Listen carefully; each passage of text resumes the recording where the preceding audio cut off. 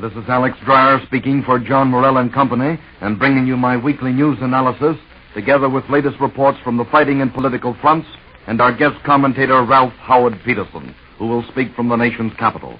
But before we get into the news, here's Charles Irving with a word about Red Hot. Have you seen the picture of the lovable Cocker Spaniel on page 73 of today's Saturday Evening Post? He's a smart dog because he knows that new three-flavor Red Hot is the food that will do the most for him. See to it that your dog gets the diet to keep him healthy and happy. New three-flavor Red Hot, which gives him those three different delicious flavors. Diet variety will keep his appetite hearty. And what's more, new three-flavor Red Hot, the food your dog won't tire of, is the ideal diet for every dog. In a nationwide survey, 94 out of every 100 dogs really went for new Red Hot because of its three delicious flavors and its coarse, crunchy texture. Your dog will enjoy it, too. So start now feeding your dog Red Hot. That's it. New three-flavor Red Hot. Your dealer has it now. Now, here is Alex Dreier. On almost every occasion in the past in the annals of military history, it has been the victor who imposed the conditions of peace, not the vanquished or nearly vanquished. Yet history has come to a momentary standstill, as it were, as the most formidable concentration of military power ever assembled ponders a condition made by an enemy no longer capable of making his resistance a decisive factor with regard to the war's outcome. As our empire began to crack wide open at the seams, there came the atomic bomb, there came the Russian entry, and the plunge deep into Manchuria. Then a dazed and bewildered Japan, despite its avowedly sacred code of Bushido, found itself willing to accept the abject humiliation inherent in unconditional surrender, providing that we accept her condition, the maintenance of the emperor as a sovereign ruler. And as of this moment, the governments of the United States, Great Britain, Soviet Russia, and China are trying to find the basis of agreement on which they can file their reply to Japan. The generally accepted American attitude is that the decision whether to leave Hirohito on the throne should not be made before Allied troops occupy Japan. Britain, under Churchill, probably would have favored retention of the throne as the only institution in Japan capable of effecting wholesale cessation of hostilities, and equally as decisive, the only body capable of effecting some semblance of chaos, or rather order, in a disordered political vacuum. But Britain, under the Labour government, has undergone a marked shift in policy, as reflected in the London Times editorial, which states that the Allies should recognize the danger which lurks in Japan's innocently worded reservations. The Chinese People's Consul takes an uncompromising stand, demands the emperor be tried as a war criminal. And from the Moscow radio comes the blunt but vigorously clear statement: unconditional surrender means just that, unconditional surrender. The attitude of many in America on the issue could properly be summed up in that historic expression flung to the Germans by the American commander of the Boston garrison in the Ardennes sector: nuts. Now, whether the arguments for the acceptance of the Japanese condition are valid or not is not the crucial point. It is rather the issue whether we should permit the Japanese to raise that question at all, or any other question for that matter. For until the termination of the war, our relations with Japan are guided solely by the dictum, or at least should be, that the enemy's surrender must be unconditional, and that means an acceptance of the Potsdam Declaration terms without any reservations, interpretations, or supplements. If we adhere to that principle, then the question of the emperor's future position should not even be discussed before Japan's capitulation is consummated. The mere fact that it is being debated already represents a concession to the Japanese, and why should we grant them concessions? Thus, the issue of the emperor's future position is a matter for the future, not now. The future which develops following submission to the demand, reiterated time and time again in the Allied councils, and not now to be compromised. The four Allied governments will act and function in consort, and we may be sure that an answer is not to be long in coming. However, irrespective of reservations, the fact remains that the Japanese have blasted their song and dance about willing to commit national harakiri, if need be, rather than surrender on any terms. Someone once said, and quite realistically, there were no atheists in foxholes. it may also be said with equal realism that full application of the atomic bomb would amply demonstrate that there are no gods among humans. And if at this critical hour we can use anything as a standard of judgment, it is to be found in the full employment of bomb and shell against the Japanese homeland, and the ever-rising pressures being developed by the Russians on the mainland of Asia. This is the cost of aggression which has failed, and in that failure there is the stumbling and markedly weak endeavor to make of a totally discredited human who poses as a deity the issue between war and peace. Now, our guest today is Ralph Howard Peterson, NBC News analyst in our nation's capital and former NBC war reporter in Africa and Italy. And so, Ralph, what's the latest word from Washington about the Jap surrender offer? Well, Alex, I've just returned from the White House. And although there's no official statement from there as to when we will get word that the war is over, I might give you and our listeners a fill-in on the consensus of the White House correspondents, many of whom were on the job in December 1941 and are now covering the successful conclusion of the war.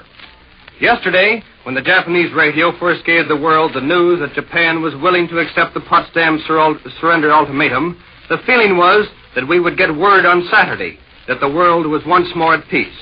All day and all night, press and radio correspondents waited nervously and expectantly for a statement from President Truman that the Allies had agreed to the Jap terms. Even after Presidential Press Secretary Charles Ross, late yesterday, told us that there would be no more news from the White House, we stayed on, still hopeful, still standing first on one foot and then the other. But Charlie Ross was right. Here it is Saturday, and the first excitement has subsided. In its place is a feeling that we will not have definite official word of peace for several days to come. It's the belief here, and remember, this is all unofficial scuttlebutt and might easily be wrong. It's the belief here that the biggest news we might expect today would be word that one or all of the major powers, the United States, Great Britain, Russia, and China, have rejected the first Japanese surrender offer.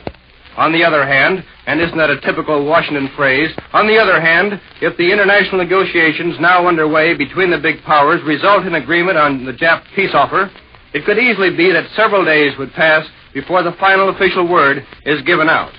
There's a reason for this. Modern warfare is so complex, so far-reaching that you just can't say, the war is over, let's go home. There is the problem of our American nationals now on Japanese soil. There's the question of the thousands of American soldiers now in Japanese prisoner of war camps. There's the difficult job of getting word to all Jap forces, wherever they may be, that their government has surrendered. Then there's the task of putting our occupation forces ashore on the Japanese home island.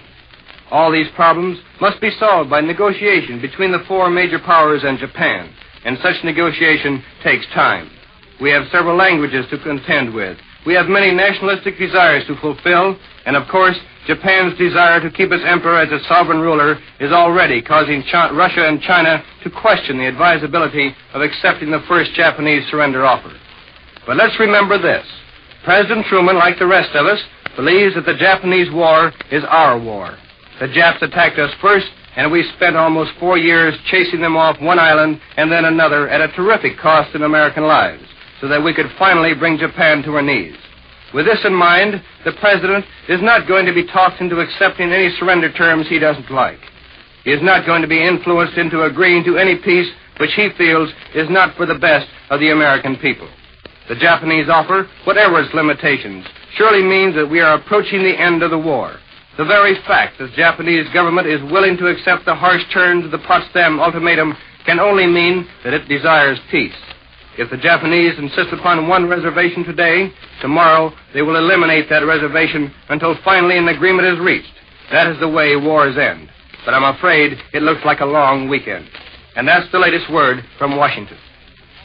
Thank you, Ralph Howard Peterson. And here is further word supplementing what we have already known. Presidential Secretary Charles Ross has just announced that the United States, Great Britain, China, and Russia are continuing consultations on the Japanese peace proposal. Ross states that the President worked on the matter until midnight last night and began work early this morning. The President, adds Ross, has not been in telephonic communication with any of the Allied leaders. Ross further adds that the White House cannot say whether there will be any further news later in the day. There is only one people in the world this morning still unaware of Tokyo's history-making offer to yield to overwhelming Allied might. And it is precisely the people whose fate it affects. Although the peace bid of the Suzuki government is now more than 24 hours old, the Japanese people have not yet been told of it. This indicates that the nation is not yet considered by its rulers mentally prepared for the shocking reality that they have been totally defeated. Propagandistic preparation to that end is now underway, however, as the Japanese press warns of the extreme gravity in the present situation. Our aerial attacks against Japan are again in the fore, and Admiral Nimitz, carefully eliminating all doubt, has ordered his forces to proceed with their offensive operations until directed otherwise.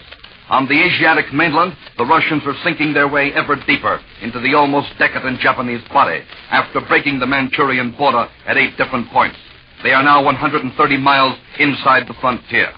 Here at home, the Army and Navy have canceled 4 contracts to the extent of $4 billion. And behind the jubilation over the nearing victory, there already emerges the great and obviously as yet unsolved problem of the reconversion of our war-geared industry to full peacetime capacity and employment. Alex Dreier will return in a moment with the question of the week. If you own a dog, it's only natural that you want him to enjoy life. And when he enjoys his food, that helps a lot. When you feed him new 3-flavor Red Heart, he gets variety in his diet so that he eats with a hearty appetite. That's because new Red Heart comes in 3 different flavors dogs really like. What's more, Red Heart keeps them in fine, sturdy health, for it gives optimum nutrition, the maximum nourishment hit-or-miss table scrap feeding cannot give. Yes, Red Heart provides all 5 of the elements every dog needs for proper growth, disease resistance, and healthy teeth and coat. Red Heart has been granted the Good Housekeeping seal. So give your dog a break starting now.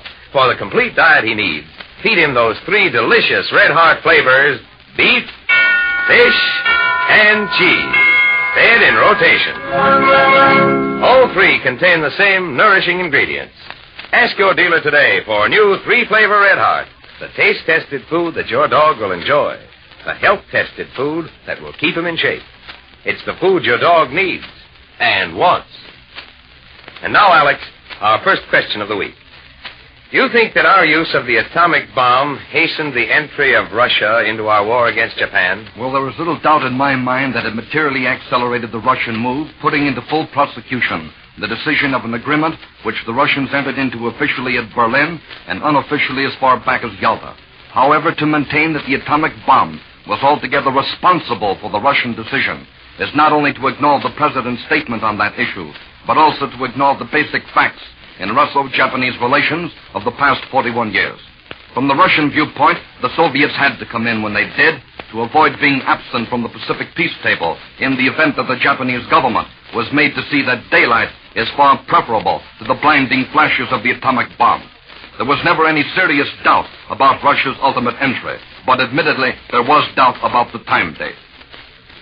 For the record, Russian redeployment of troops from west to east was steadily increased during the days following VE Day, preparing for that entry. And that's all for now, and this is Alex Dreier speaking for John Morell and Company, and wishing you good day. We invite you to be listening again next Saturday to Alex Dreier's Weekly News Analysis, brought to you by new 3-flavor Red Heart. That's it. This is Charles Irving. This is the National Broadcasting Company.